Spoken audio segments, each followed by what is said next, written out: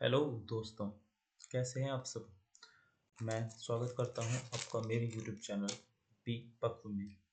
P पक्व एक ऐसा YouTube चैनल है जो आपको completely 3D animation, modelling, texturing, rendering, camera angle, lighting के बारे में बताने वाला है।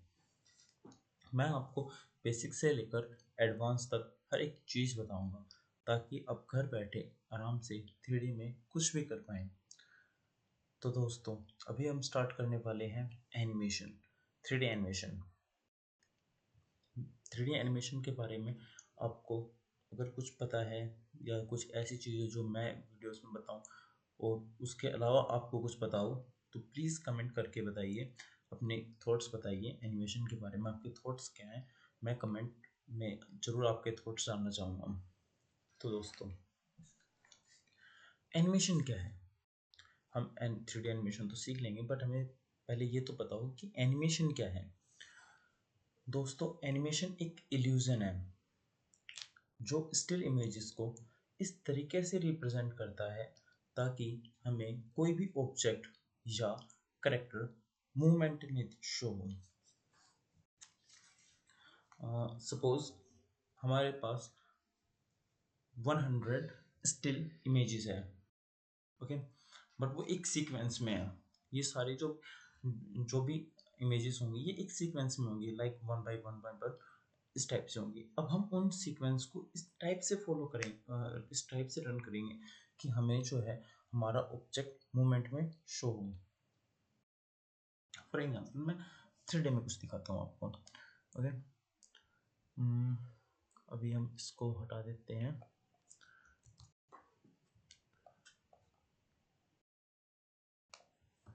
मैं एक बॉक्स लेता हूँ,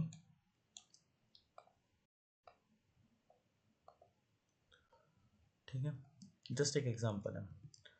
मैं सेट की स्टार्ट करता हूँ और मैं एक यहाँ पर एक की प्रेस कर देता हूँ और मैं चाहता हूँ कि ये आफ्टर 50 फ्रेम्स वहाँ पहुँच जाए और एक की फिर से इंसर्ट कर देते हैं। तो दोस्तों देखो, एनिमेशन तो ये भी है, ठीक है, ये यहाँ से यहाँ तक गई, ये भी एक एनिमेशन है, ठीक है। बट अब देखो, ये जा रही है, एक एनिमेशन हो गई। अब इसमें क्या होगा, जब हम इसका रेंडर निकालेंगे तब रेंडर में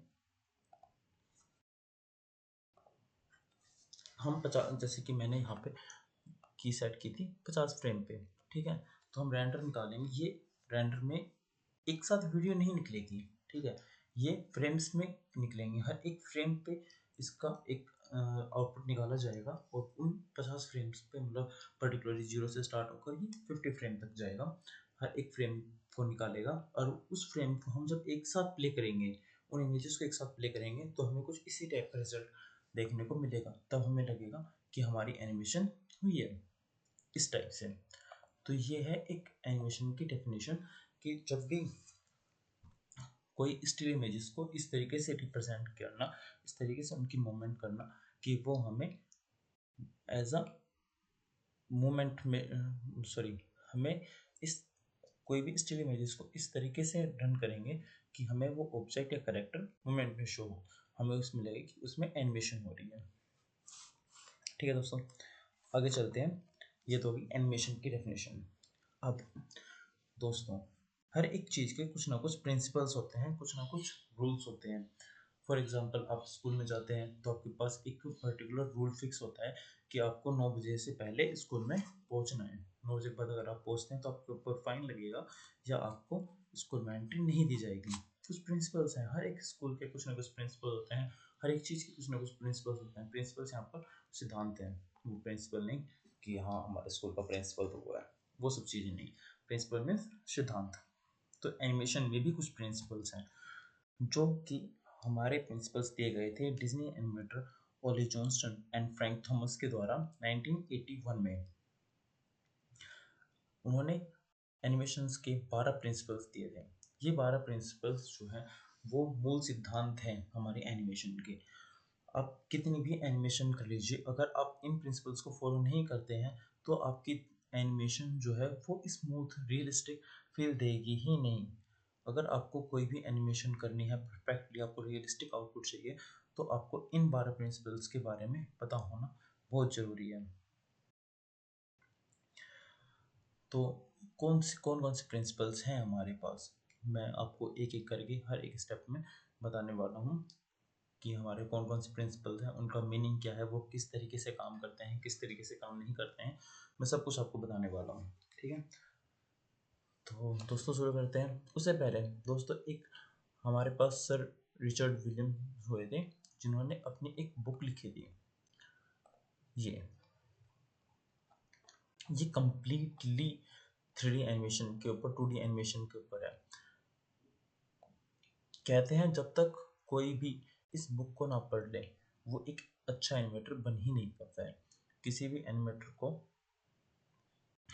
अगर एनिमेशन स्टार्ट करनी है तो उसको इस बुक के बारे में पता होना, उसको ये बुक पढ़नी बहुत ज़रूरी है। इसमें इसमें उन्होंने हर एक चीज़ को बहुत ही प्यार से डिस्क्राइब किया हुआ है कि कैसे एनिमेशन होगी, वॉक साइकिल कैसे होगी, दौड़ने की एनिमेशन कैसे होगी, हर टाइप के एनिमेशन को उन्होंने इसमें अच्छे से एक्सप्लेन किया हुआ है।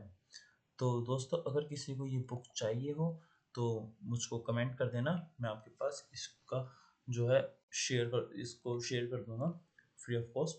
आप इस बुक को पढ़ सकते हैं। अब हम स्टार्ट करने वाले हैं हमारे 12 प्रिंसिपल्स। ठीक है, तो दोस्तों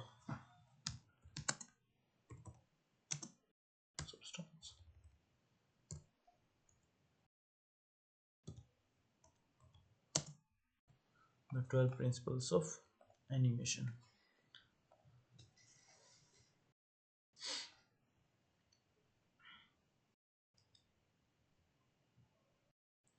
ये 12 प्रिंसिपल्स हैं हमारे पास एनिमेशन के।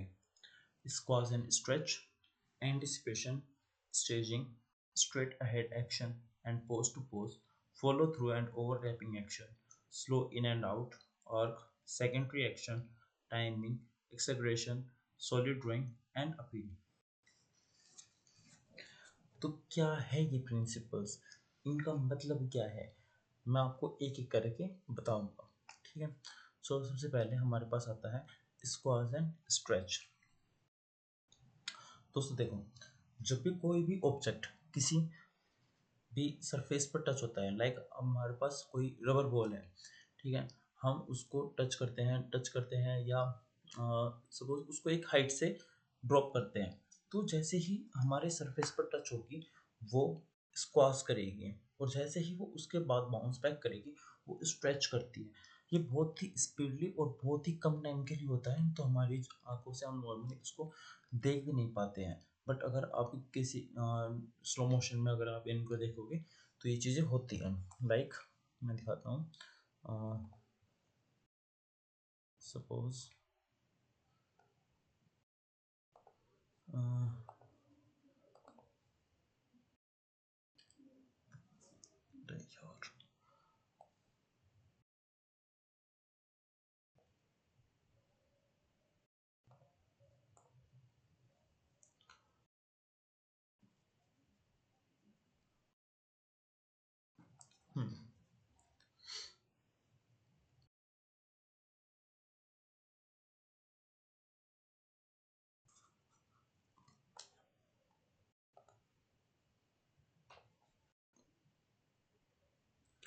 देखो दोस्तों, सपोज ये बॉल है हमारे पास, ठीक है, और ये किसी भी ऑब्जेक्ट पर जब टच होगी,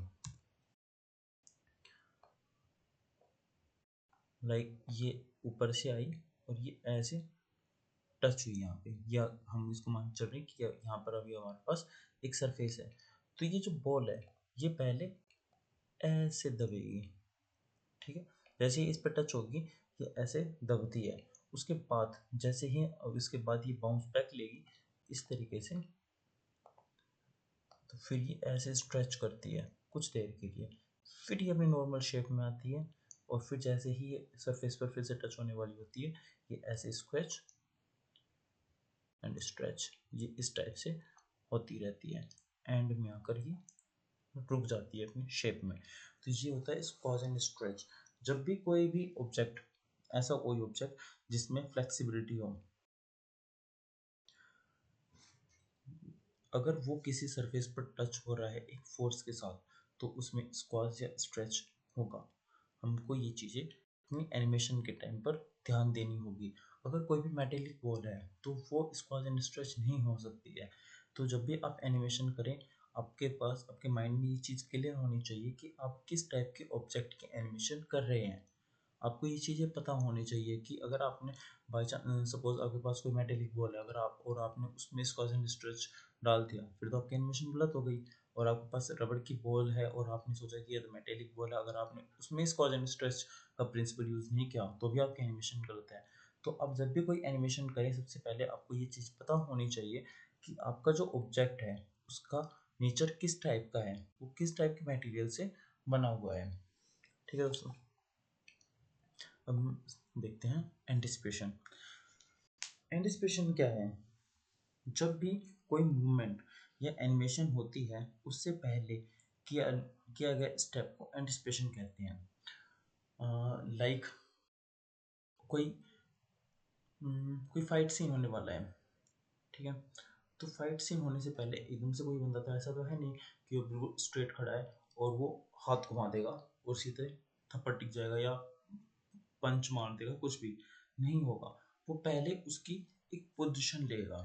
अगर आपको जैसे भागना है, तो आप ऐसे तो है नहीं कि आप बिल्कुल खड़े हैं, बिल्कुल स्ट्रेट खड़े और आप एकदम से भागने लग जाएंगे, नहीं। आप पहले उसके लिए एंटिसिपेट करेंगे। मीन्स आप अपने जो हेड है उसको आगे की तरफ लीन करेंगे, अपनी बॉडी डाउन करेंगे, हाथों को पोजीशन में लेंगे और फिर आप भागना स्टार्ट करेंगे। ऐसे ही हम सब भागते हैं। कोई भी एक्शन है हम उसको पहले ऐसे ही करते हैं। कोई मान लीजिए आपको कोई वेट है, वो उठाना है नीचे से, ग्राउंड से उठाना है, तो हम एकदम से उसको नहीं उठाते हैं। हम पहले अपनी बॉडी को तैयार करते हैं उस वेट को लिफ्ट करने के लिए, फिर हम उस वेट को उठा पाते हैं। तो ये आता है एंटिसिपेशन में। जब भी हमको कोई मूवमेंट करना है, उससे पहले की गई उसकी तैयारी को एंटिसिपेशन कहते हैं। थर्ड प्रिंसिपल आता है हमारे पास स्टेजिंग। स्टेजिंग हमें हेल्प करता है कि कैसे हम अपने पोज और एक्शन को ऑडियंस तक पहुंचा सकते हैं। सपोज इसमें जो है कैमरा एंगल जो है, इसमें हमारी बहुत हेल्प करता है। सपोज कोई करेक्टर है, हमको दिखाना है कि ये करेक्टर बहुत गुस्से में है, ठीक है, या ये करेक्टर कुछ करने वाला है, तो हम हमारा जो गुस्सा दिखाना है, तो हम क्या करेंगे, हम कैमरा जो है उसके फेस पर लेके जाएंगे, उसके फेशियल एक्सप्रेशन को शो करेंगे, ताकि हमको पता लगे कि वो गुस्से में है। अगर सपोज कोई करेक्टर जो है वो गुस्से में है, वो अपने गुस्से की मूवमेंट दे रहा है और हमने कैमरा वहाँ पर किया ही नहीं, हमने बैक कैमरा लगा दिया, तो हमको पता ही नहीं चलेगा, ऑडियंस को पता ही नहीं चलेगा कि वो जो करेक्टर है वहाँ पर वो गुस्से में है या अपने फेस से कुछ एक्सप्रेशन देने की कोशिश कर रहा है। तो ये चीज़ें आती है स्टेजिंग में। स्टेजिंग हमें इसे चीज़ों के बारे में बताता है कि आप जो भी एक्शन करने वाले हैं, पहले आप उसको इस टाइप से रिप्रेजेंट कीजिए ताकि ऑडियंस को पता चल जाए। कैमरा एंगल्स का ध्यान रखना है और एक साथ हमें इतनी सारी चीज़ें नहीं कर देनी है कि ऑडियंस कंफ्यूज हो जाए कि किस पर फोकस करना है। एक के बाद एक एनिमेशन होगी। लाइक एक जगह आपने कोई सीन देखा है, कोई सर्कस में अगर आप गए हो, तो एक जगह कोई जोकर है वो कुछ आग से खेल रहा है, या कोई एक है वो शेर के साथ खेल रहा है जोकर। तो हम यहाँ पे कंफ्यूज हो जाता है हमारा माइंड कि हमको क्या देखें, शेर को देखें या आग को देखें, ठीक है। बट स्टेज हमें एनिमेशन में ऐसा नहीं करना है, एक टाइम पे एक ही एनिमेशन को परफॉर्म करना है।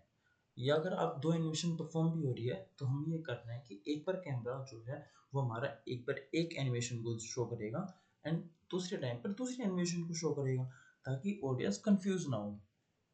ओके, बेसिक ऑडियंस जो है वो कंफ्यूज नहीं होनी चाहिए। फोर्थ आता है हमारे पास स्ट्रेट अहेड एक्शन और पोज टू पोज। दोस्तों देखो, दो टाइप की एनिमेशन होती है। एक होती है स्ट्रेट अहेड एक्शन और एक होती है pose to pose. Straight ahead action में क्या होता है कि एक हम फ्रेम टू फ्रेम एनिमेशन करते हुए चलते हैं, और पोज टू पोज में क्या होता है, हम एक फर्स्ट पोज और लास्ट पोज की एनिमेशन कर देते हैं, और मिडल के उसके बाद में फिल करते हैं। फॉर एग्जांपल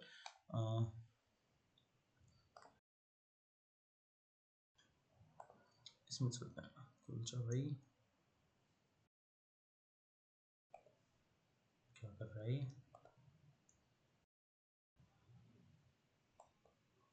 अरे ओके सपोज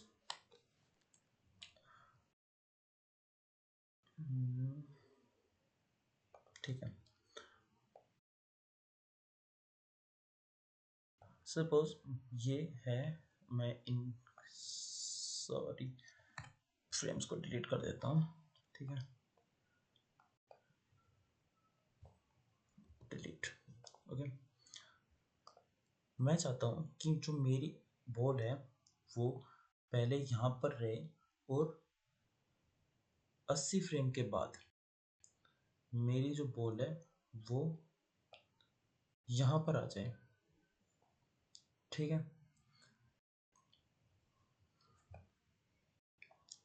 हमारा गोल फिक्स है कि ये बॉल फर्स्ट फ्रेम पर यहाँ पर हो और 80 फ्रेम पर यहाँ पर हो।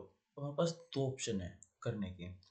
पहला, मैं यहाँ पर एक की लगाऊं, यहाँ पर एक की लगा दी, फिर मैं नेक्स्ट पोज पर जाऊं, फिर मैं इसको थोड़ा सा मूव करूं, फिर मैं एक की लगा दूं, फिर मैं इसको मूव करूं, फिर मैं एक की लगा दूं, ठीक है, फिर मैं इसको थोड़ा सा मूव करूं और फिर एक की लगा दूं, ठीक है। एक तो मेरे पास ये है कि मैं ऐसे करते करते करते करते करते करते करते करते 80 फ्रेम तक जाऊं और मैं 80 की लगाऊं, तब जाकर ये यहाँ तक पहुंचे। और एक मेरे पास दूसरा ऑप्शन है कि ये यहाँ पर है, मैंने यहाँ 1 की लगाई, मैं 80 फ्रेम पर गया डायरेक्ट और मैंने यहाँ 1 की लगा दी, ठीक है, मेरी एनिमेशन हो गई, ठीक है। एनिमेशन वो भी ऐसे ही होती और ये भी ऐसे ही होगी, बट फर्क है दोनों में। दोनों की हमको नीड ऐसा नहीं है कि हमने भाई फ्रेम टू फ्रेम कर रहे हैं तो वो गलत है, वो टाइम टेकिंग है, नहीं। काफ़ी जगह ऐसी होती है जहाँ पर हमको फ्रेम टू फ्रेम एनिमेशन ही करनी होती है, आप पोस्ट टू पोस्ट एनिमेशन नहीं कर सकते हो। और काफ़ी जगह ऐसी है कि आप पोस्ट टू पोस्ट एनिमेशन से अपना रिजल्ट निकाल लोगे। तो ये चीज़ें हमें देखनी होगी कि हमें किस टाइप के एनिमेशन की नीड है। अब मैंने पोस्ट टू पोस्ट एनिमेशन की, मैंने यहाँ तक पहुँचा दिया। अब सपोज मुझको चाहिए था कि बीच में ये यहाँ भी चली जाए, ठीक है। तो मैंने क्या किया, मैं 40 फ्रेम पर आया और मैंने इसको ऊपर उठाया और मैंने यहाँ पर एक की लगा दी, ठीक है। तो ये यहाँ भी जाएगी। अब ये एनिमेशन किस टाइप की हो जाएगी, अब ये एनिमेशन हो जाएगी इस टाइप की, ठीक है। ये होती है पोज टू पोज एनिमेशन। और अगर मैं फ्रेम टू फ्रेम करता तो फिर मैं ऐसे ही करता, यहाँ पे की लगाते हुए आता और 40 फ्रेम तक फिर मैं यहाँ पे इसको इस टाइप से की लगाते हुए चलनी पड़ती मुझको, ऐसे हर एक फ्रेम के ऊपर एक एक एक एक की लगा के तब मैं यहाँ लेके जा पाता। तो मुझको पोस्ट टू पोस्ट ईजी लगी यहाँ पे, तो मैंने पोस्ट टू पोस्ट यूज़ की। नेक्स्ट आती है हमारे पास follow through and overlapping action. Follow through क्या है? फॉलो थ्रू, जब भी कोई ऑब्जेक्ट एकदम रुकता है तो उसकी बॉडी में कुछ पार्ट्स जो है उसको फॉलो करते हैं, like hair, clothes etcetera. Follow through and overlapping, दोस्तों देखो, हमारी बॉडी हमारी बॉडी देख लो या किसी भी टाइप की वो देख लो, एनिमल बॉडी है, वो भी है, पेंडुलम है, ठीक है। जैसे कि अ, हम नॉर्मल वॉकिंग को लेकर चलते हैं, हम चल रहे हैं, ठीक है, या हम दौड़ रहे हैं, तो हम एकदम से नहीं रुकते, ठीक है। चलो सपोज हम रुक गए, तो हमारे जो कपड़े हैं वो हमारे बॉडी को जो है फॉलो करेंगे, वो हमारे साथ भगेंगे, वो हमारे बाल जो है वो लड़कों के तो चलो बाल नॉर्मली छोटे होते हैं, लड़कियां हैं जिनके बाल लंबे लंबी हैं, ठीक है, वो भग रही हैं, उनके बाल जो है वो पीछे की तरफ भाग रहे हैं, बट वो रुकेंगे तो वो बाल थोड़ी देर के लिए उनको फॉलो करेंगे। वो ऐसे नहीं कि जैसे जैसे ही वो लड़की रुकी वो बाल एकदम से रुके, नहीं, वो थोड़ी देर हवा में रहेंगे फिर वो नीचे आएंगे। ठीक है, तो ये सब चीज़ें हमें देखनी पड़ती है। ओवरलैपिंग लाइक पेंडुलम है, वो एक ही जगह पर बार बार बार बार बार बार घूमता रहता है, ये ओवरलैपिंग में आते हैं। फॉलो थ्रू, जब भी कोई ऑब्जेक्ट किसी ऑब्जेक्ट को फॉलो कर रहा है, कोई भी दो ऑब्जेक्ट है उनमें से एक ऑब्जेक्ट दूसरे ऑब्जेक्ट के साथ कनेक्ट है तो उसको फॉलो करता है। ठीक है, सिंपल भाषा। Slow in and out, slow in and out क्या है? स्लो इन एंड आउट बहुत ही इंपॉर्टेंट प्रिंसिपल है, बहुत बहुत इंपॉर्टेंट प्रिंसिपल है। दोस्तों देखो, कोई भी चीज़ है वो एकदम से स्पीड में नहीं आती है या एकदम से नहीं रुकती है, वो स्लोली, मतलब एक स्पीड को बिल्ड करने में उसको टाइम लगता है। सपोज कोई कार है, कितनी भी फास्ट कार हो, कोई भी आपके दिमाग में कोई भी स्पोर्ट्स कार हो, कुछ भी हो, वो एकदम से ये नहीं है कि अगर उसकी टॉप लिमिट, उसकी टॉप स्पीड जो है वो 300 किलोमीटर है तो वो आपने जैसे दाबा तो एकदम से 300 के ऊपर चली जाएगी, नहीं, वो एक टाइम लेगी उस स्पीड को अचीव करने में। वो स्टार्ट स्लो से करेगी, 50, 70, 90, 100, 110, इस टाइप से उसकी स्पीड इंक्रीज होती है। और जब वो ब्रेक मारेगी तब भी ऐसा ही होगा, ये नहीं है कि उसने ब्रेक मारा वो 300 से एकदम से जीरो, नहीं, वो भी 300 से फिर आराम से आएगी, 300, 250, 220, 200, 180, 140, ऐसे वो कम करती हुई आएगी। तो कोई भी ऑब्जेक्ट हो, कुछ किसी भी टाइप की एनिमेशन हो, वो इसी टाइप से होती है, slow in and slow out. कुछ ऐसी एनिमेशन होती है कि जो एकदम से हो जाती है, कुछ सडन एक्शन की चीज़ें हैं, वो हो सकता है कि हम उसमें slow in and slow out का उसका यूज़ नहीं करेंगे। कोई एंटिसिपेशन है, एकदम से आपको किसी चीज़ के लिए तैयार होना है, लाइक कोई आप पे हमला कर रहा है तो हम एकदम से अपनी बॉडी को रिसिस्ट मोड पर लेके आते हैं, तो उस चीज़ों में slow in and slow out काम नहीं करेगा। बट कोई भी बाकी एनिमेशन हो, कोई भी वॉकिंग की एनिमेशन हो, मूवमेंट की किसी भी टाइप की मूवमेंट की एनिमेशन हो, उसमें slow in and slow out को यूज़ करना पड़ेगा। Slow in and slow out, जहाँ पर एनिमेशन जो है वो स्लोली स्टार्ट होती है और स्लोली बंद होती है, एकदम से स्टार्ट नहीं होगी कोई भी मूवमेंट और एकदम से बंद नहीं होगी। तो दोस्तों ये है हमारे पास 6 प्रिंसिपल्स एनिमेशन की। अभी मैं बाकी एनिमेशंस जो है वो कल आपको बताऊंगा, नेक्स्ट वीडियो में आपको बताऊंगा, क्योंकि अगर मैंने इसको कंप्लीट खींचा तो वीडियो बहुत ज़्यादा लंबी हो जाएगी और बहुत ज़्यादा बोरिंग हो जाएगी। तो अभी मैं वीडियो को यहीं पे पॉज कर रहा हूँ और हम बाकी के 6 प्रिंसिपल्स नेक्स्ट वीडियो में मैं बताऊंगा आपको। अगर आपको ये बुक चाहिए हो तो प्लीज़ मुझको कमेंट करना, मैं आपके पास ये वीडियो सॉरी जो बुक है मैं इसको आपके पास भेज दूंगा। ओके, थैंक यू दोस्तों, मिलते हैं आपसे नेक्स्ट वीडियो में। अगर आपको वीडियो पसंद आई हो तो please like, share, comment and subscribe my channel. Thank you दोस्तों, तब तक के लिए आप कुछ ना कुछ एनिमेशन करते रहिए और मैं नेक्स्ट वीडियो में आपको प्रिंसिपल्स बताकर एक छोटी सी एनिमेशन ज़रूर करवाऊँगा। आपको बताऊँगा कि कैसे एनिमेशन करनी है, कैसे की लगेंगी, कैसे फ्रेम्स के बारे में, हर एक चीज़ के बारे में नॉलेज दूंगा। तो प्लीज़ नेक्स्ट वीडियो को ज़रूर देखना और please connect with my channel. Thank you.